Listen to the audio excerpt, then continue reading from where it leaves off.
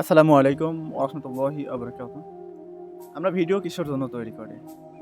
মানুষ আমাদেরকে অনেক রকম কথা বলে যে আমরা ভিডিও কিসের জন্য তৈরি করি? আসলে ভিডিওটা তৈরি করা হচ্ছে আর্নিং করার জন্য। রাইট? এটাই মূলত আর্নিং করার জন্য ভিডিও তৈরি করা হয়। কিন্তু আমরা এই যে খামাখা ভিডিও করি আমাদের কোনো মনিটাইজেশন আসে না এখনো। মানে বিভিন্ন কথা শুনি আরকি।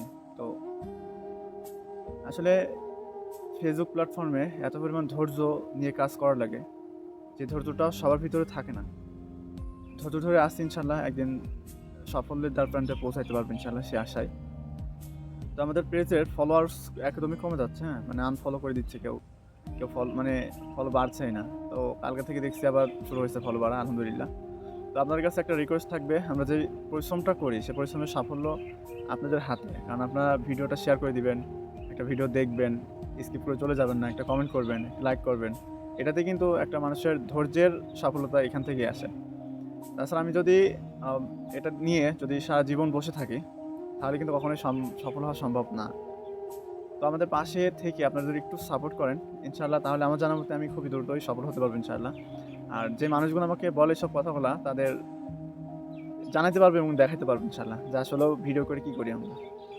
তো ধন্যবাদ সবাইকে। আসসালামু আলাইকুম।